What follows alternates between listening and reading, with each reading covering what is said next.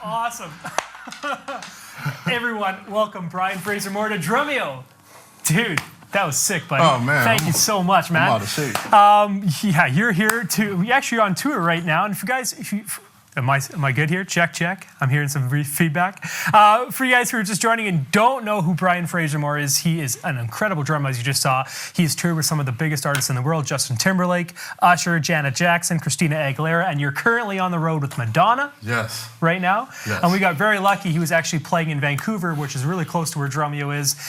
So we're like, hey, man, you have an extra day off. And sure enough, you did. So, thanks for having me, man. dude, thanks for making today available. It's fun. Yeah. I get to sweat. Yeah, take your time to take a cool off. Before we even get started, I just want to thank, obviously, your sponsors for helping bring you out here. We got Pearl Drums, Vader Sticks, Dawes Electronics, Sabian Cymbals, of course. So thank you very much for helping make this lesson happen. Thank you, guys. I love you all. I love you all. And if you guys are watching this, you don't know what we do here at Drumeo. We do stuff like this all the time. Every day we do a lesson. We bring in great artists like Brian, as often as we can. And if you guys wanted to see what we do on the inside of Drumeo, check out drumeoedge.com, or sorry, drumeo.com/trial. Get yourself a free 30 days of Drumeo Edge, and you can see everything we do inside of Drumeo. Now, today's lesson is going to be on the chops within the grooves. Now, Yes. explain a little bit of what you mean by that. Well, a lot of times I find that when I'm trying to create a groove, especially around a certain artist or something. It's easier for me to learn that groove if I learn my chop within it. So, for instance, if I'm playing a like boom, Yeah. that's a chop. But thank you, man. If I continue to loop that, Yeah. now I have a chop that's incorporated inside my groove. Sometimes it's like, we don't mind that, but you ever notice if a drummer plays a fill, Yeah. a direct fill, and it's like, oh, it's too much. So trying to find your chop within that groove that can all pull it together. Very cool. Oh, Yep. excited to see how this kind of shapes up. If you guys have questions along the way, get them down below, and we will do our best to try and get them all answered. Obviously, with as many people as watching today, we might not be able to get through them all, but we'll do our best. And if you guys want to follow Brian, if you like his drumming, which I'm sure you will, and you like his lesson here, you can follow him on Instagram. Instagram is @BFM22. Twitter is @BrianFraserM. And you can also find him on Facebook @Brian Frasier-Moore. Now, you also have a Facebook fan page or Yes. artist page, too. What is the handle for that? That's at BFM World. BFM World. So Yep. follow him on social media, you guys. And I think that's all I have to say. I will give it to you and let you do your thing. Cool. Well, I wanted to discuss a little bit Sure. about this chop within groove type thing and give a couple of demonstrations. Yeah, if that's man. cool. So let's take, for instance,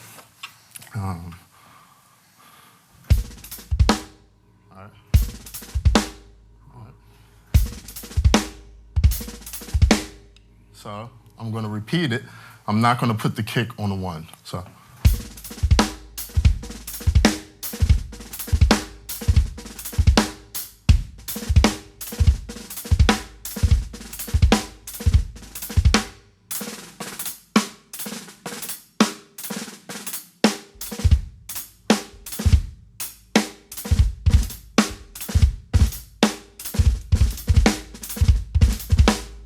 This is kind of like what I call chopping in the groove. Sure, type I can see situation. that. Yeah. Even on like 2 on the kick, right, left, right, 2 on the kick. All right.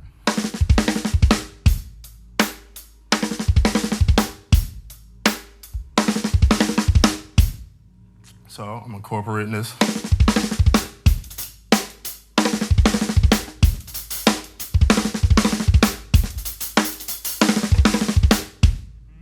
I see what you mean. Type of situation. So instead of trying to blow my head out to be like,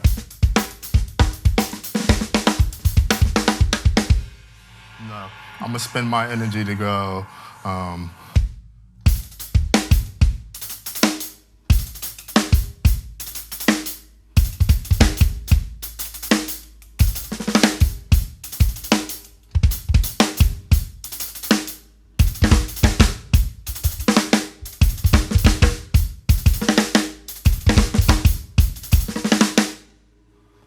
type of grooves. So almost like you're kind of making the chops become grooves. Yeah. By repeating them. Right. Oh, okay, I see what you mean. Yeah, Like yeah. a chopping and groove type thing. Yeah, okay, cool. So this is like one of the things I love to do, man. I can do this all day. I might not be able to play the songs right, but yeah. but I can do it all day. So even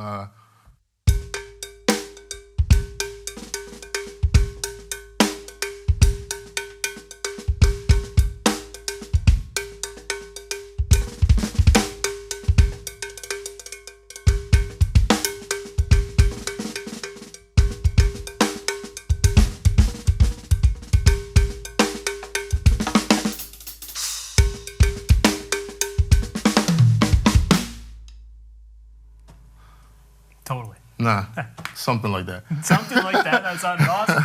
Something like that.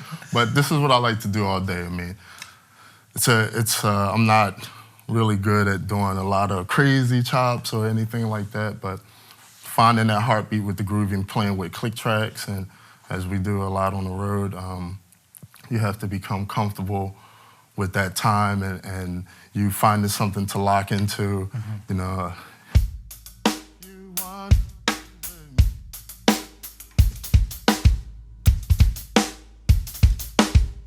Now, I'm not doing the kick drum part of that, but trying to find something in that groove, like.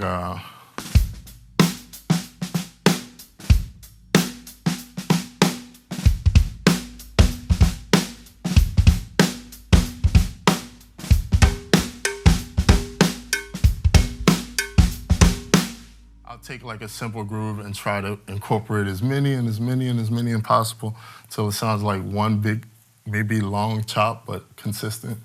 I don't know if I'm making any sense. No, it does. So you start with the basic groove, and then you add in the chops with the groove until it kind of becomes part of the groove, is what you're saying? Yeah. So how do you start something like that? Like, where do you begin? Simple.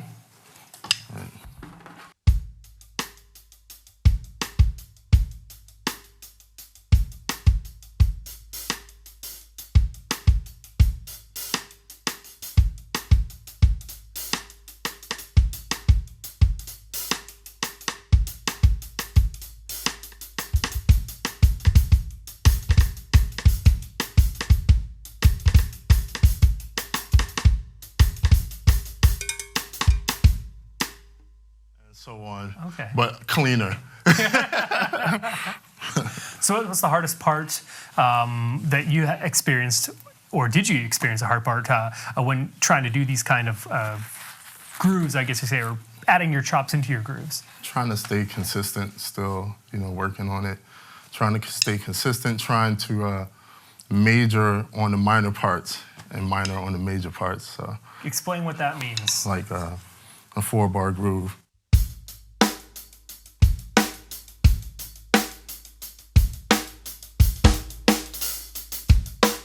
Bar 3.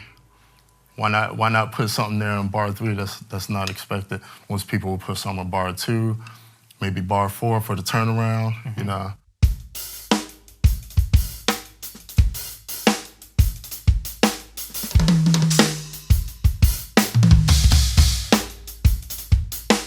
Something like that. Jeez, that's awesome. So you're taking a 4-bar phrase, you're adding a chop in maybe on the 3rd bar or the 4th bar to kind of complete it, or? Kind of just throw it off pace,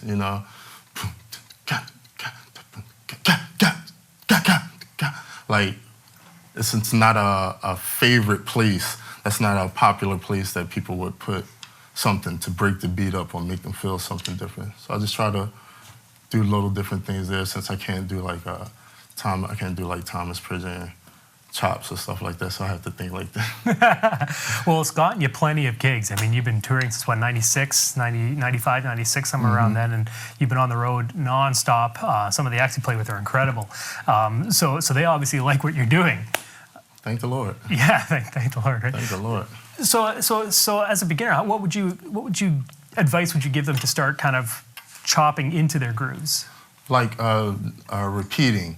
Like a lot of times, if somebody say play a beat, most drummers are like, man, I don't know what I'm gonna play, So just what I'm gonna play. But after I finish that phrase, I'm gonna repeat it and make something out of it. Okay.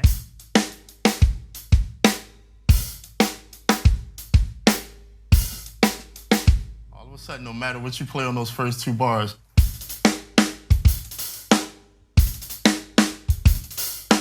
what you play, if you repeat it just to find the groove of it,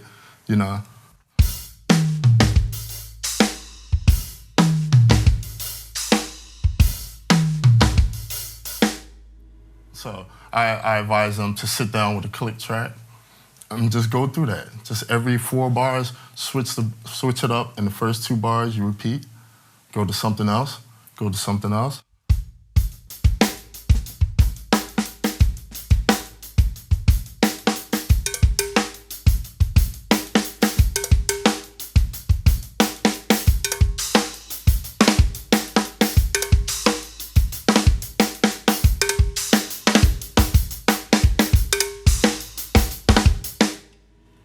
And just keep adding and keep adding and keep adding. And So that'll help with your being able to play rhythmic parts in shows, being comfortable with setting the groove with a lot of rhythm going against a click track or anything like that.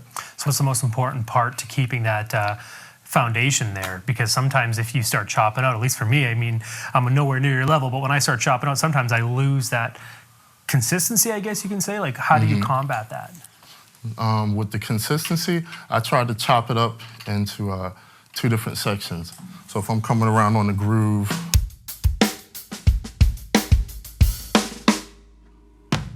okay, so this part is part 1. So I'm going to pick the strongest thing that I have for part 1. All right, that'll be my part 1. Sure. Now I'm straight.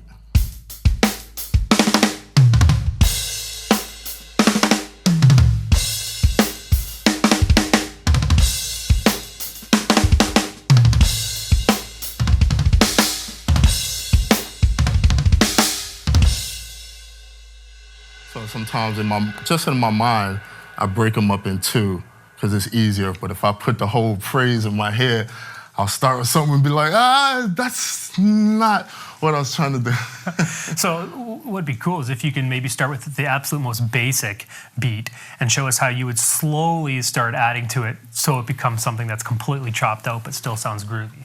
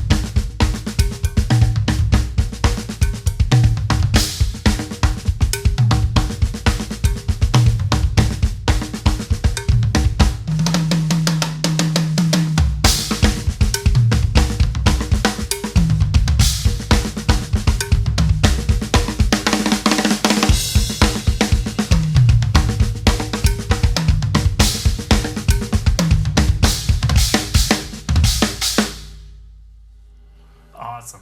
It's not the same idea, but the energy comes in at that point, and then it's just like music starts to happen for me. And that all just started stemming from just that one bass drum ostinato that you're doing.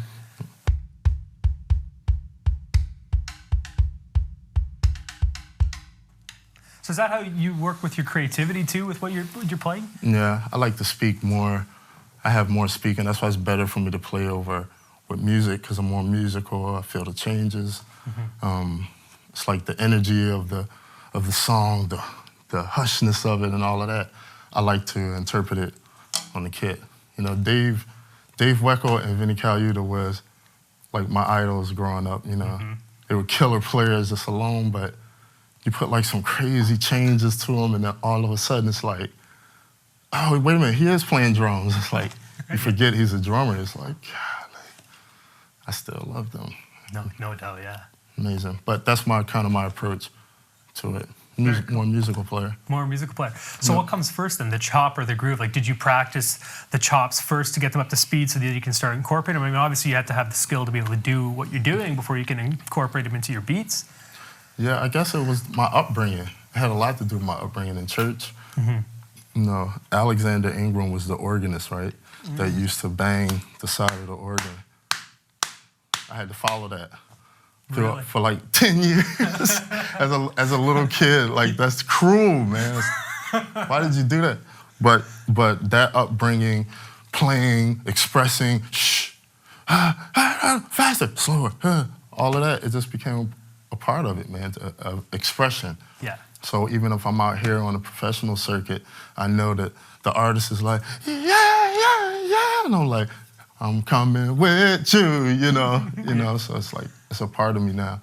That's my expression. That's musical, free, trying to be free at least. So a lot of the music you play on tour, there's not a lot of space for a lot of fills or chops like that. So that incorporating into your grooves, is that your way of kind of just spicing up what you're playing and adding some of your taste to it? Exactly, and especially in those situations where the snare and kick are triggered.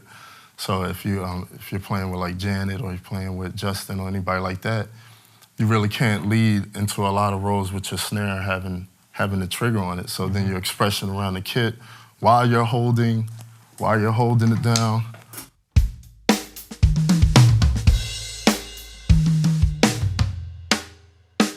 Snare and kick still has to be there, you know. Show us that one again.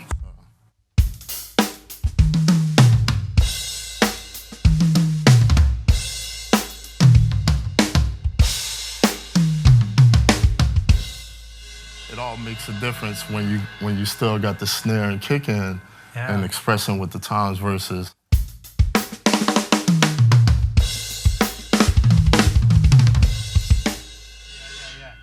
little ways to be able to express. Cool. So maybe give us one or two or maybe even three of your maybe go-to chops or chops that you kind of started with that we could start incorporating ourselves, because I'm excited to try this kind of stuff when I get back to the kit. Absolutely. Yeah. So here's growing up in church, you had to have combinations with your foot. It's just it's the way it is. So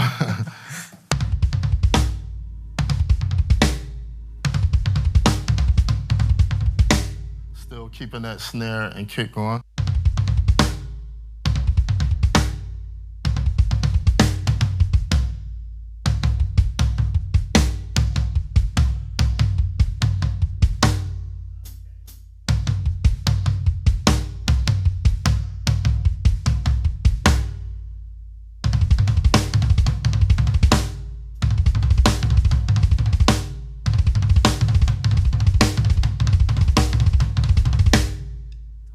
One that I do a lot. You just repeat it and then it becomes part of the groove. And you can move that around the kit too. Move around.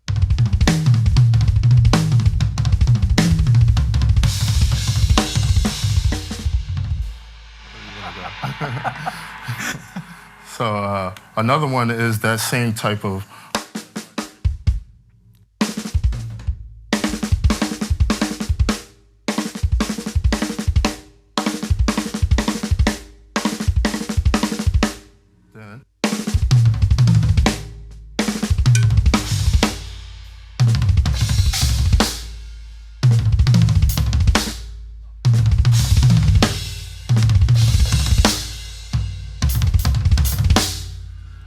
You gotta slow that one down first. That's awesome.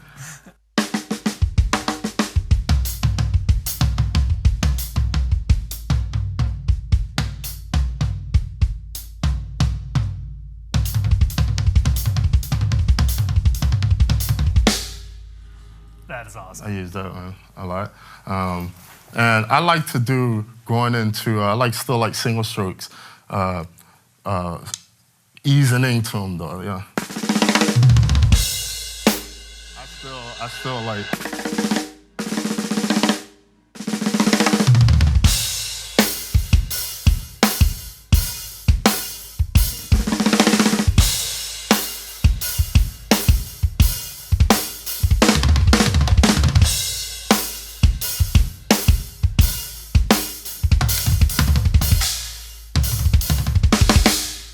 That's so cool. So those are like three that I like use or try to fit into different grooves.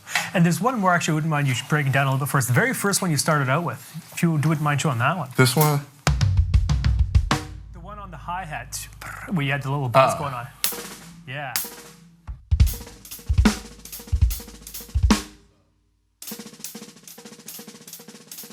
I'm doing a double with the right hand.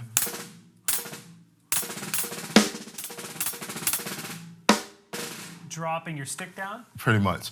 For me, I don't like it to be so exact to what the buzz is. It's just.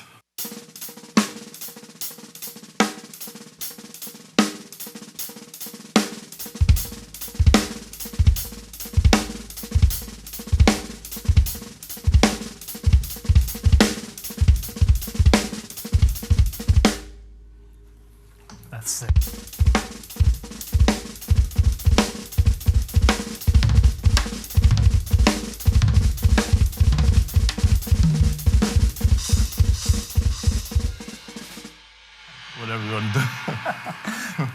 Cool. So you would sit down with a metronome then, and you would just play a basic groove and then try to incorporate these chops in a repetitive kind of in a repetitive sense, so that it sticks with me. So I feel more confident, like, this is this type of groove to the song. Oh, cool. You sing it a lot too before you play? Only when I'm listening to it, but not playing. Not playing. I'm not that talented. Fair enough. So what's the hardest thing you're gonna beginners or intermediates or even advanced drummers that are gonna try this? So what is the hardest thing they're gonna run into, you think? Discipline. What do you mean by that? Because I mean, the truth is, for most of these gigs, especially if you're from a band background, a church setting, or anything that has its own community like that, is the discipline not to play everything that you possibly know, or to major on the minor, to set up the accents instead of playing through the accents, is to copy the beat exactly. You know, like if a producer, one in a million.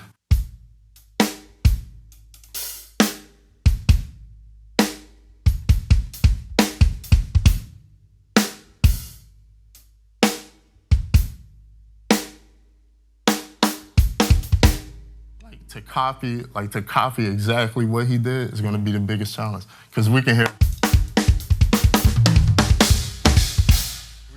you know, all of that. But challenge of doing that, discipline, expression, freedom of expression.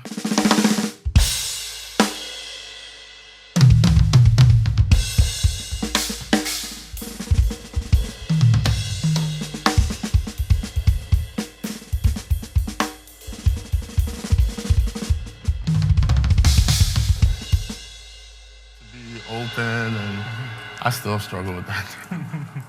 But like those, like really honing in on being a drummer, every aspect, you know what I mean? The tempo, the timing, going into fills and relaxing. What do you mean by that? Like a drummer does a fill, 90% of the drummers, if they're not paying attention, are gonna get excited. It's just natural. Here comes the fill, and I'm ahead of the beat. Now I gotta pull it on back. You know, so being able to relax, going into it and knowing it's coming to you and feel it out, that's a hard thing still. I was just gonna say, that's a tough thing to do. How do you combat that, or how have you been able to get over that? Diving into the music, just really paying attention. So, like if I know I got a feel coming up, starting at bar 8, what's going on in bar 8? I got, so I'm gonna grab onto that. Oh, okay, I'm grabbing onto everything so that I can feel the pulse. I'm in the music, so my feel is gonna fall where it should fall. Cool. No? Cool. Yeah. Man. Hopefully. Yeah. So when did you start with this concept, chops within a groove? When did you start kind of developing this concept or practicing with this concept? Since I was a little guy, that guy Al Ingram, man. Yeah. He messed me up, man. So that was the foundation all the time. You know what I mean? That's what it was about. You go out the pocket, it's a problem. You know, what are you doing? Come back in. You know, so the repetitive nature and the feel and the groove, I might not have called it that back then, but this was the school for that for me. You know, staying in the pocket. All the OGs, Garfield Williams, Spike, Anthony McCray, staying in the pocket. You gotta be in the pocket, man, be in the pocket. James J.R. Newkirk says all the time, be in the pocket. Be in the pocket. Yeah, be in the pocket. So if I'm gonna be in a pocket, being in the pocket is not just playing a straight beat, though. Yeah. You know what I'm saying? Yeah. The pocket is bigger than just a straight. Okay, you gotta elaborate on that a little bit more. It's bigger than a straight beat. Like, you know, I wanna play in the pocket, okay.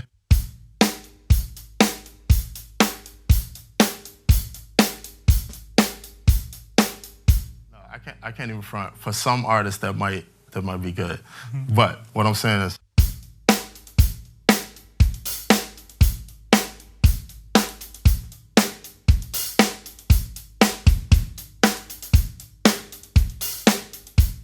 it's still in the pocket, you know?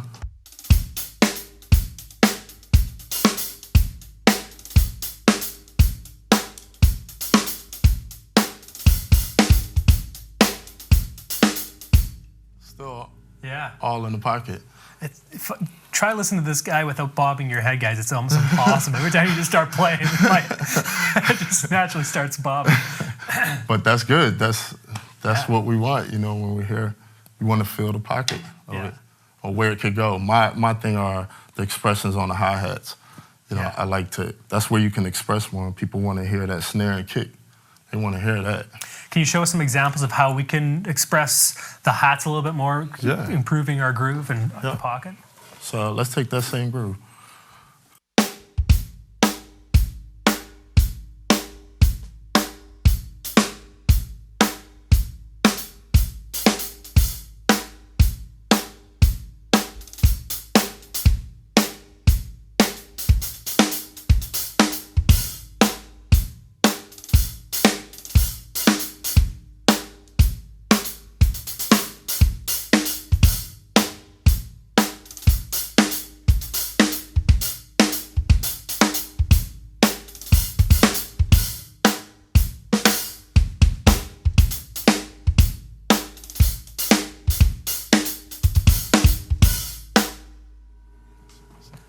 Any method to that madness? I hear it. It's like, face, give you one, you got some, give me some one time, sit, go, sit.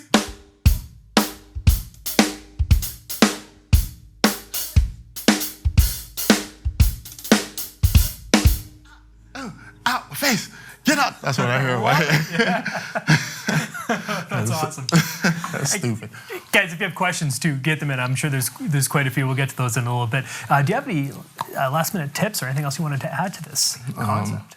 Yeah, I guess while we're at it, like drum tuning is important, for yourself to feel it, playing with the click tracks, being approachable, being humble, being very knowledgeable of your craft, heads, lugs, everything, you know what I mean? The wood, just knowing everything. Yeah, just knowing everything. So it's better.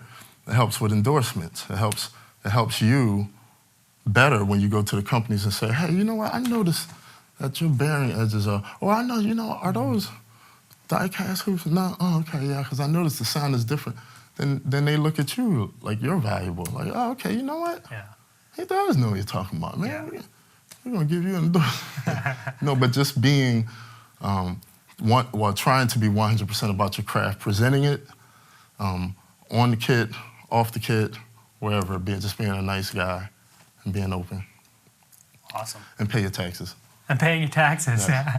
I want to say hi to my wife. Hi, baby.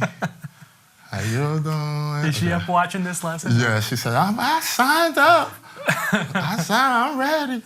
Well, there you go. If you're here, hello. Thanks for watching. Do you want to do another song for us? Sure, I'll do one. Yeah. And by the way, the first song, it was called Return to Be BFM.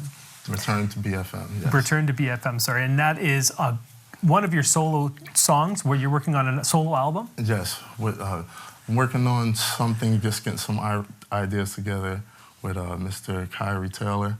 He's killing, man. He's a young guy, man. Yeah. He's been working with me on this record. And it's like we're really reaching for old light years type, melodies, crash and distant tones and all of that kind of stuff. So he's been helping me out a lot. So these are a lot of me and his collaborations together. These just ideas. Sure. I figured this would be a good place to do it and see what people think. Why not? Yep. So what's the next one called? This one's called Tribal BFM. These titles might change, so I told you to just... All right, well, let's hear it. All right. Let's see.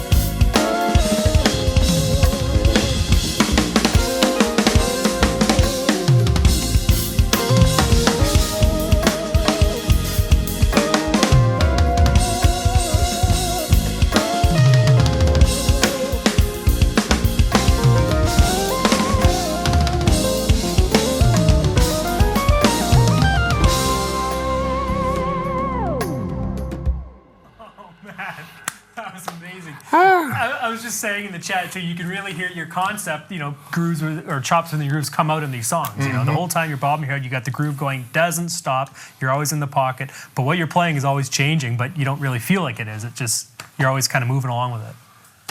Love it. Thank the Lord. Right? Thank you, Jesus. Well, do you mind we get to some questions here? Sure, I'm ready. Yeah, cool. All right, so the first one is actually from Aaron L. He says, what would you define as being chops or having chops? What does that even mean to you? Aaron. Sorry, man. Take your time, man. Combinations. It might be a 4-stroke combination, might be a 2-stroke combination, but those chops that you feel confident in, that you work out, that you put together, that you know, that could be considered a chop. And you can add on to it. Then it becomes or whatever. But those are chops, those are combinations that you know that you can go to, put together, shave a little off, put a little on, keep it rolling. Cool. That's what I would define. No, that's great. Another question here. This one's from Mojo Drum. He says, this is a very cool concept. How do you make these chops fit into your grooves and still land back on the one and remember your groove, your original groove? This is mind-blowing for me. That is, in my world, that is Dave Weckl and Vinny Colaiuta's fault. You're absolutely right. I would watch those guys and they would find the right things to pick out of the track. It might be wah, wah, wah. I might want to do a feel, just knowing where everything is and how it's moving and knowing that you can shave some of your chops off. You might not have to get the 5-stroke chop in there. You might have to be 3. Might have to be slower, might have to be faster, but just being comfortable with that chop to be able to say, oh, it fits right here, it fits right there. It is that detailed. It's a lot of experience, I guess, too. Time and experience. Still, to this day. Yeah. Question from Fred. Fred asks, this is an awesome lesson, Brian. He says, I noticed that you didn't once mention the word rudiments in this whole lesson. Are there certain rudiments, though, that you do use a lot in context, like 5-stroke roll seems like a natural one, for example, or? Yeah, for me, that's natural, the style of music that I'm playing. But definitely, all of your rudiments come into play, but you'll find still the same problem when you're playing music, how to distribute those rudiments the right way, shaving some off, adding some more. So definitely, yes, rudiments, combinations, chops, whatever Yeah, I get it. you put together. Yeah. I think we're pretty much talking about the same thing. So totally, yeah. Okay, here's one from Ermin Monzon. He says, can you elaborate some of the hi-hat patterns you were doing? Again, he uses the word rudiments. Are there any rudiments or any certain stickings you like to use for your hi-hat embellishments? Yeah, I do. Right, left, right, right.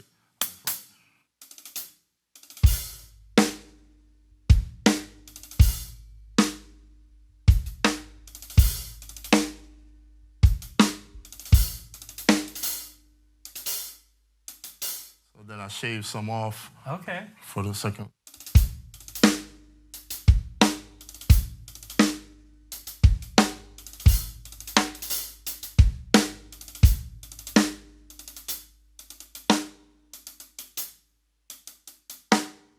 Left, right, right, left, right. Yeah. That's cool. Starting with your left hand. Start with my left hand because I'm over here. I'll lift it up on this side to be able. You can still do the same thing under, but then you're gonna run it. Gotcha. Same thing, so I just choose the. That's really cool. Either way. Yeah, that's a good question, Herman. I'm glad I got to see that. Okay, here's another one. This one is from Stick to Jazz. More more of a comment there. He says, you are playing a serious pocket and groove, and then you're being very creative with tasteful fills on not overplaying, and this really draws the listener in without going nuts with overplaying the fill, which is perfect. This is the kind of drumming I'm working on, so great lesson. Thank you so much. Thank you, man. I appreciate that. Yeah, very cool. And this one here is from Ricardo Drums. His awesome lesson. For you, what is the definition of groove? This is a big question, but... Yeah, man, you know, who's really defined that, you know? Like groove to me is like being able to listen to it and just whatever tempo it is,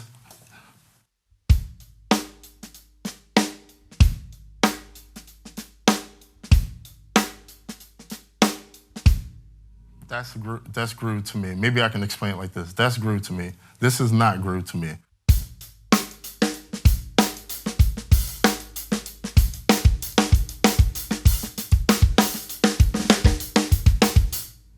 So maybe that answered the question. If I can...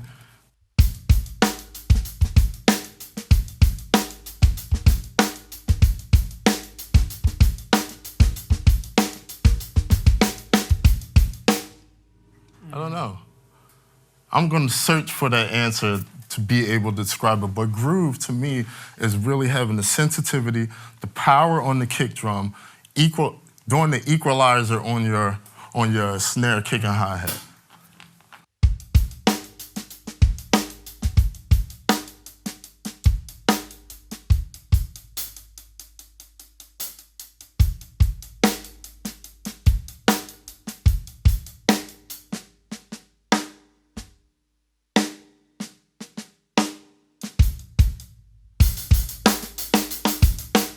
A whole different vibe to it. So the way you equalize it, the way you hump it, the way you make it articulate.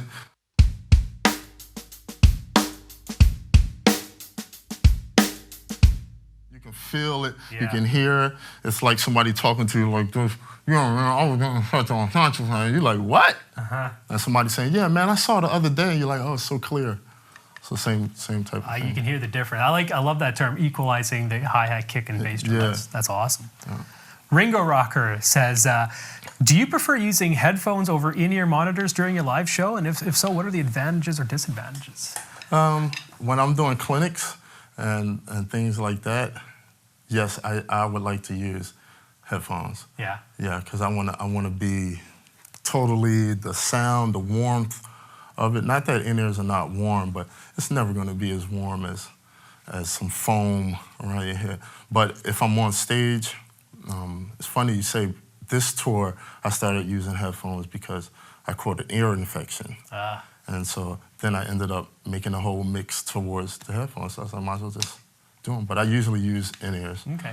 And if I do in-ears, I want to have it kind of like crowd, the drums going around this way. If I'm cymbals on the right-hand side, they're panning to the right, and all of that kind of stuff. So you take a lot of time to work on the mix. Yeah. Yeah, cool. Here's one from Kirthan. Kirthan says, do you hold your sticks very tight and use a lot of your wrists or arms, or do you hold them loose and use your fingers? Like, what does your grip and technique look like? I'm not too tight as far as the holding the sticks. I'm actually... My backhand is really just supporting the stick. My thumb and my forefinger are really giving it the pop. That allows me the freedom to go.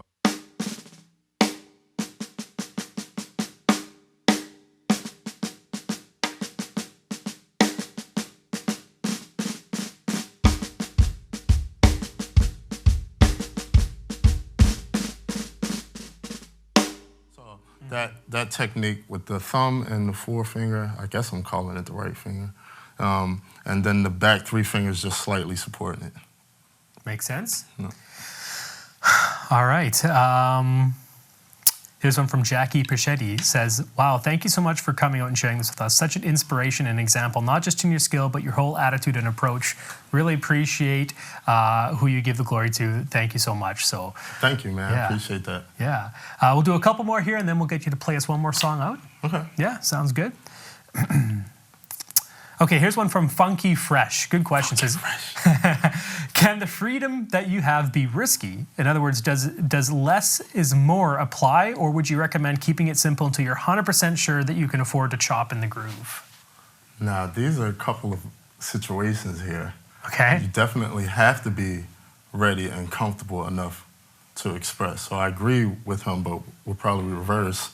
But you need to practice that freedom so that when you get in that song that you feel that comfort level. And it's always risky.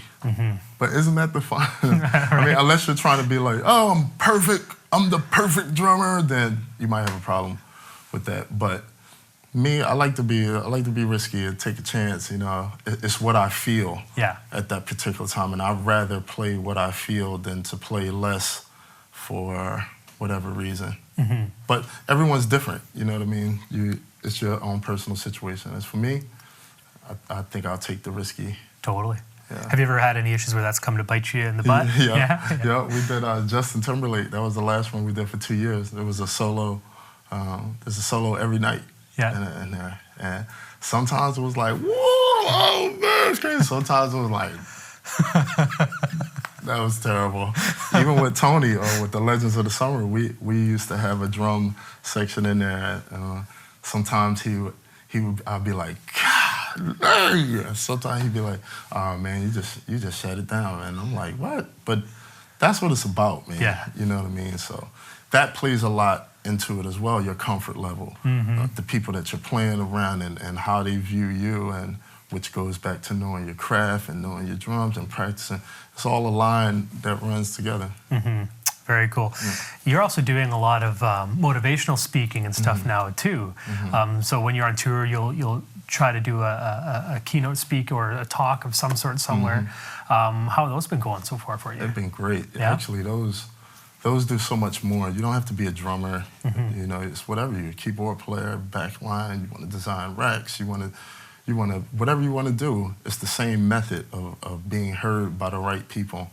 And a lot of times people don't want to offer this information, but that's what my consultation and my seminars and my phone consultations and speaking at schools, that's what this is all about, giving everybody a fair chance to have a chance. You know, there's a gap between not getting a call and then being on something professional. So we try to fit right in between there. That's very cool. Again, guys, follow him on social media and stuff. And if you're, do you post when you do those talks? Oh, yeah. All the time? My wife says I'm the post king. She says I post everything. That's good. That's good. Keep us all informed. Okay, so let's wrap this up here. We got a couple minutes left. I still want you to play something, but before we do, is there any last minute thing you wanted to add, or anything that you wanted to say before we do wrap things up here? Yeah, I do. I wanted to give a shout out to James J.R. Newkirk. Okay. He's the guy that designed my rack and built everything for me on this run. We've been together with Janet Jackson, Madonna, TV, all kind of stuff. But I wanted to give him a shout out. Cool. He's in Modern Drummer this month as well. But Nice. you got to see this guy's work, man. I'm talking powder coating, I'm talking custom racks and everything. So it's not rare that people actually say, hey, thank you. So I want to say thank you to Jay. There you go, man. Awesome. Always having my back. Yeah. Very cool. And hi, Mom. Can't forget that one, Yeah, right? she would kill me. Well, buddy, hey, thanks again for coming out. Thank you, man. Dude, it's great. Thank you, bro. You're always welcome here, by the way. Next time you're on tour with any one of those acts and they stop in Vancouver, give me a shout. I'm never leaving. That's what they all say, and then they leave the next day. But again, thanks to all your sponsors, Pearl, Vader, Sabian, Dawes Electronics. Again, thank you guys all for watching. If you like this, drumeo.com/trial for a free 30 days, and you can see this. It's going to be in the archives forever, and we do this kind of stuff all the time. Now, you're going to leave us with a really cool song. What is this one called? This is called Gray Area. Gray Area. Yes.